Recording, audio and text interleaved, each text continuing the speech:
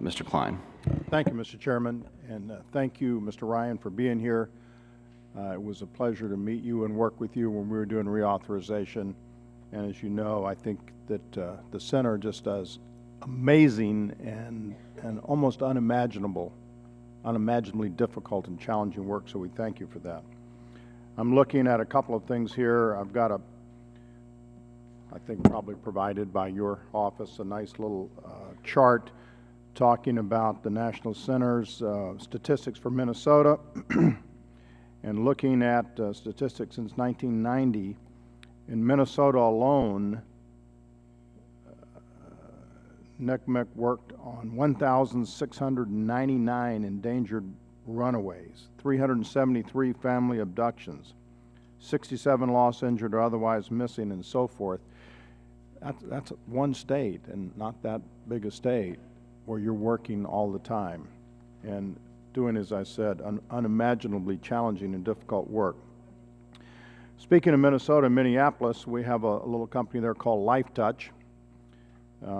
It's a school portrait company, and you have arranged to work with them to help law enforcement and the media. How did that come about, and how does that work? LifeTouch actually approached us back in 2004. As you say, they're based in Minnesota. They are the largest national school photographers, and they are now global as they grow. They stepped up on a voluntary basis, offered to take free photographs for families of their children that families could use, and with the assistance of LifeTouch, form what they call a Smile Safe ID card, which the families can hold. It has all the relevant information plus a photograph of their child. In addition, LifeTouch, with the parents' permission, digitizes that photo and information. So when law enforcement is called upon to find a missing child, and we get that notice, the first thing we do to see if we have that photo and information on file. Invariably, we do now because of LifeTouch.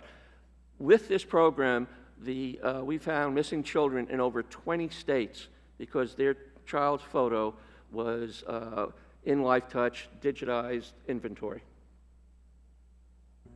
Thank you.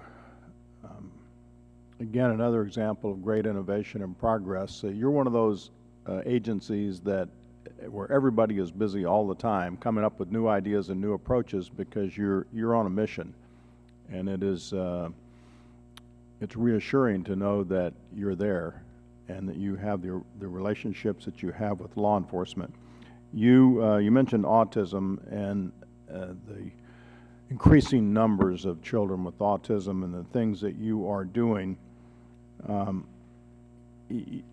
Can you expand a little bit, sort of my remaining time here, and tell me how this is different and how you've developed partnerships to make this work? It's got to be fairly challenging.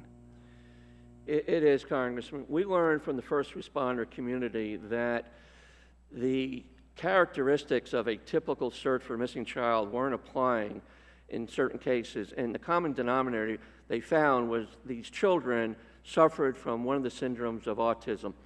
These children are attracted to high-risk environments. When we use the term wander, that comes from the discussion dealing with the elderly when they go off, and it typically is a benign situation.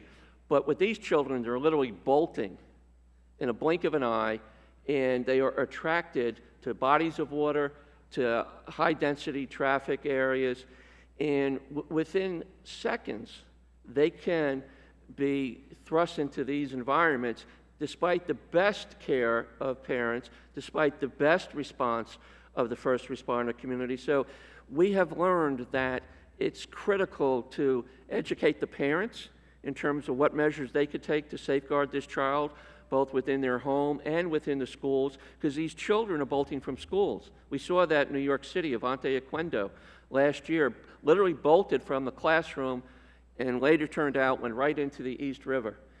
And what's the lesson learned there? Schools need to know what measures they can take to prevent a child like that from having open access and egress from that school.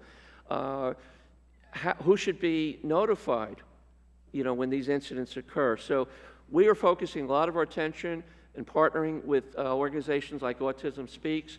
We are engaged on a PSA campaign to educate the community at large, because the awareness level is not where it should be. The public will turn out to be the eyes and ears and first responders to this problem, but they need to know what to look for and how they should respond. Thank you.